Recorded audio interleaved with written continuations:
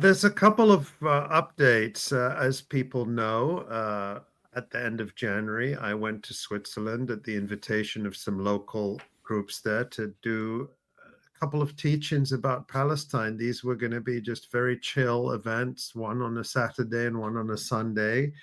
And as I was on my way to the first one on that Saturday, which was the 25th of January, I was abducted off the street by four undercover cops, handcuffed, thrown into the back seat of an unmarked car, and driven straight to prison, where I was kept for 3 days until I was taken to the airport in handcuffs and expelled from Switzerland. And it was a shocking and extraordinary experience. And I haven't said a whole lot more about it since then, but there are some new revelations that we can share. And in fact, Asa did well, before we show Asa's article, let's look at Tamara. We can show the Tagesanzeiger. Uh, just a couple of days in the Tagesanzeiger, which is one of the leading newspapers in Switzerland. I don't know if it's the New York Times or the Washington Post of German speaking Switzerland, but it's one of them. And they have this article that reveals that the federal authorities, Switzerland is a federal country like the United States, like Canada. So you have the central federal government, and then you have the cantons, which are like the states. And the canton of Zurich are the ones who had applied for me to be banned from the country on the basis of all sorts of allegations, which we can get into in a minute. And what this reveals is that the federal government, the federal police, and the Federal Intelligence Service and the Federal Migration Office all rejected that request. Maybe now, I don't know, maybe Asa, we can put Asa's article on, and Asa, you can talk a bit more about what you learned from the documents which we received. I'll say more about the legal process in a minute, but that we received from the Swiss authorities. Yeah. Yeah, so as you mentioned there, Ali, there was this Swiss newspaper story which covered some of this in German in Switzerland, and I dived into the files, and it was quite interesting to see. I mean, it was fascinating insight into the internal process of the Swiss authorities, and basically what you see in these documents, in summary, is a conversation between the canton of Zurich, the police authorities from the canton of Zurich, and the Swiss federal authorities, and the way the process works. And we saw it is that the Zurich police asked the federal authorities to issue the ban. I suppose they were sort of expecting it to be a rubber stamp operation, but it didn't really go that way at all. Where the the the Zurich cantonal police asked the Swiss federal police to issue this ban, and the Swiss federal police then went to SEM, the German acronym for the Swiss Immigration Authority, and also to the NDB, which is I don't know if it'd be the Swiss equivalent of the FBI or the CIA, but it's certainly an intelligence organization, the Swiss Federal Intelligence Organization. And they then communicated, both of those entities communicated back to the Swiss Federal Police that they did not support a ban on Ali Abunimah, and the Swiss Federal Police itself as well did its own assessment of of your tweets, because this was what it was based on. And they said in a nutshell, in a very sort of German way that to go to hell, basically, in a very polite way, saying, there's no basis for this, in a nutshell, and then explicitly saying what the things that you've argued um, were within free speech, although they were kind of implying they didn't necessarily agree with you. They said you were within your free speech rights, and notably as well, they questioned one of the main assertions of the Swiss federal police, which was that The Zurich police. sorry, yes, the Swiss federal police questioned one of the main assumptions of the Zurich cantonal police. Bit confusing. Um, the on what the Zurich cantonal police said in their claims about you was that you quote unquote presumably don't differentiate between Jews, Zionists, and Israel, whereas the anyone who knows you and your work and your tweets knows that the opposite is actually the case. And the Swiss federal police said that this assumption must be questioned. Yeah. Well, they actually went even further. I mean, just a little bit more background on this. So it was really an extraordinary turn of events. And just to give people the timeline very briefly, on I arrived in Switzerland on January 24th, which was a Friday. On January 22nd, so 2 days before I arrived, the Zurich Cantonal Police sent this memo to the federal police. And it was this assessment they'd written, 2 or 3 pages, with quoting many of my tweets and saying that, look how terrible this person is from his tweets. And if he speaks in Switzerland, it's going to incite people to carry out acts of violence. And they even used the term jihadi terrorism, which is just incredible. And so that was on January 22nd. The next day, January 23rd, the federal police responded in just the way that Asa described. They responded in writing, and we have all these documents. We've gotten them through the discovery process. And they say the federal police, the Federal Intelligence Service, and the Federal Migration Office see no basis for an entry ban. And there's this extraordinary quote in the document from the federal police. At the end of it, they say,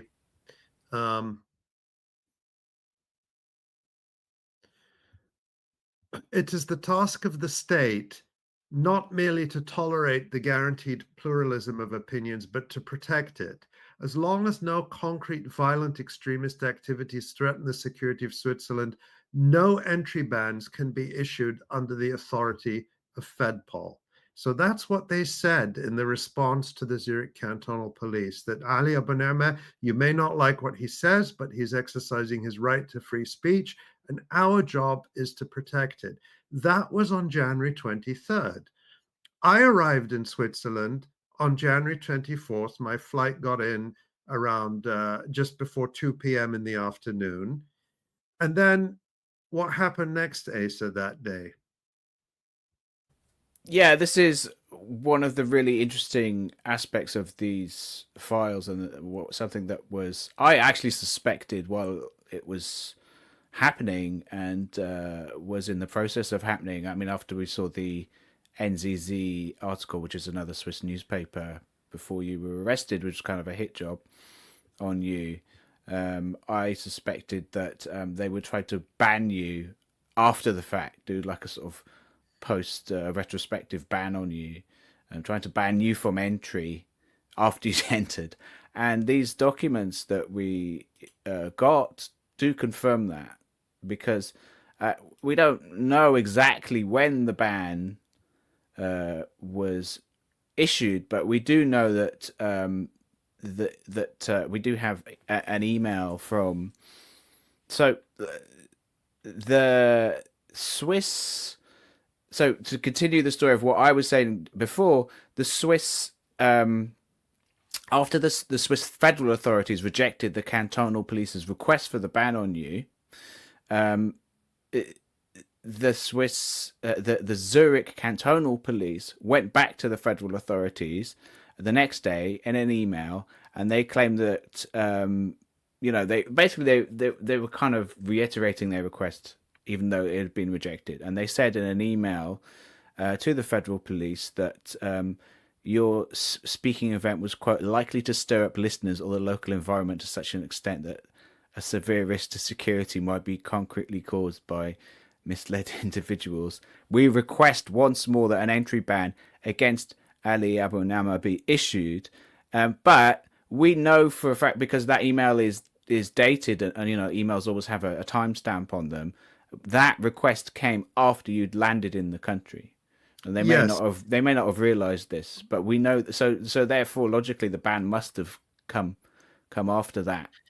Yes, and the crucial thing here is that FedPol reversed its decision from just a day earlier. The federal police reversed its decision from a day earlier, and they issued the entry ban based on exactly the same memo from the Zurich cantonal police that the federal police had rejected. There was nothing new in the Zurich police's second request. It was the same material that FedPol had rejected. And this is what we need to find out. How did this happen? And this is what we still don't realize. Yes. And the Tages-Anzeiger, the Swiss newspaper, points to the involvement of this senior Zurich politician, Mario Fair. We can put the Gray Zone story on to remind people, Tamara. Mario Fair is an elected politician. He is the head of security for the Zurich canton, so basically like the interior minister for the Zurich canton. And as the Gray Zone reported, he is a fanatically pro-Israel politician. So the possibility here is, and we're going to need to find this out through the legal process, that there was blatant political interference, basically to get the police to abduct a journalist from the street just because a politician didn't like what they say. And this sort of thing may happen in countries all around the world, but it's not supposed to happen in Switzerland. And if that's what happens, there is going to have to be accountability. Yeah. Well, Ali, what's the status of the legal action that you're taking? Right. So I am taking legal action on a number of fronts. And what I can tell people is that we have already filed our first appeal. And this is the appeal against the detention itself, the imprisonment, which is unlawful based on Swiss law, based on the Swiss Constitution and the European Convention on Human Rights, because this was an attack on the right to liberty, the right to free expression, and the right to the freedom of association of Swiss citizens who were not allowed to hear someone they had invited to come to the country. And so that's the first appeal we filed. We're filing more appeals in coming days that have to do with the entry ban that was issued after I entered Switzerland and the expulsion order that was issued the next day. And all of this is going ahead in the Swiss courts.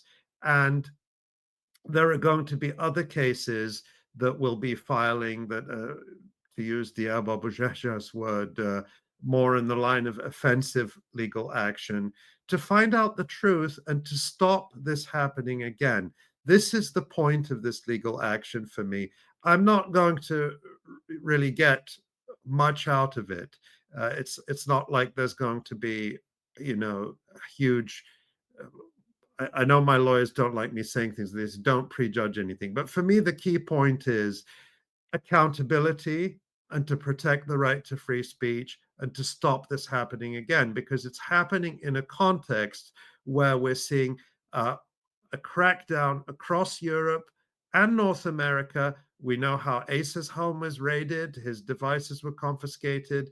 We've seen other activists and journalists being arrested, questioned. We've talked about Richard Medhurst, who recently, once again, found himself in Austria,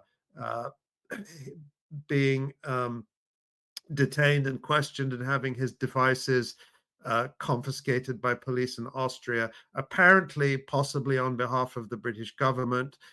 We've seen this happening in Canada, Yeah, where Eve just Engler. today, Yeah, Eve Engler, who yeah, is a well-known advocate, has written for the Electronic Intifada, is being charged with absolutely ridiculous things, basically because of his statements against the genocide in Palestine. So for me, taking legal action is about defending our collective right to free speech and to stop this happening. We have to make politicians or officials who abuse their power to censor us and to stop us talking about Palestine, we have to hold them accountable and make there be a price. Otherwise, yeah, they're going to keep doing it.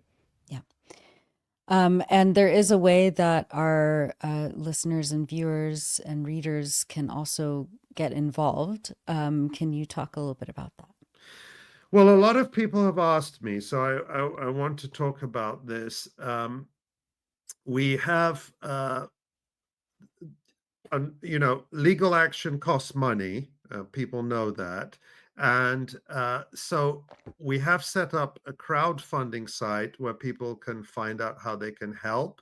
And it's there, it's on the site called Go Get Funding. I just want to show it to you so that you know what it looks like. But Tamara, if you go back to Ace's article, it is linked in Ace's article. There's just an informational link. And if it's in the bottom paragraph or the bottom section there, you can see it says a crowdfunding campaign has been started to help support Abunimah's legal action. And I just want to show you how to get to that in Ace's article if you're interested in finding out more.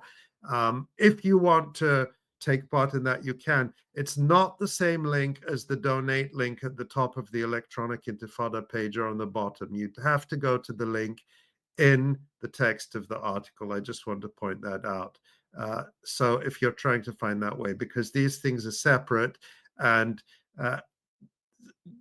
this is a separate fundraising campaign from the ordinary support we get for the Electronic Intifada. But for me, this is about standing up for free speech, accountability, making them pay a price for this grotesque abuse of power that was used against me, but will be used against others if it's not challenged. And because Switzerland is a signatory to the European Convention on Human Rights, and that is part of Swiss law, these cases, as I understand it, do have precedential or precedent-setting potential for the whole of Europe. And if we don't win in the lower courts, and my lawyers believe that we have good cases, which is why we're proceeding. We wouldn't proceed if we didn't think they were good. But if we don't prevail in the lower courts, we could potentially go all the way to the European Court of Human Rights. And I'm determined to pursue this. Again, it's not about me. It's about free speech on Palestine. I'm determined to hold them accountable. Thank you on behalf of all of us, and we're so glad that you're back safe and sound, and you know, taking on this really important fight. I think that a lot of the intention in these accelerating attacks against journalists is to make other journalists self-censor. It's to make them back down on talking about Palestine, and it's to instill fear. And so I'm glad that that hasn't affected you in that way, and that it's actually done the opposite, which usually happens in these cases. Yeah, and it's just, to me, I see this as the this is happening across universities. It's happening. Governments are doing it. ASA is fighting back in the UK, which is fantastic. I'm fighting back in Switzerland, Yeah. and we will stand our ground on this, no matter where, no matter how. We will stand our ground, and we know that we have everyone behind us, and that's what gives us the strength to fight this fight. Because if they stop people like us speaking out, people like many viewers and readers from speaking out, then they've won. You Mm. know, they have won, because the BBC, the New York Times, the CBC, all the official media, they're not going to focus on the things we focus on. They're not going to debunk the lies we debunk. They're not going to bring the truth out about October 7th. They don't want us doing any of that. That is why they are going after us. They're going Mm. after us because we are effective and because we are reaching people. And they need to know that we're not easy targets. We will stand and fight.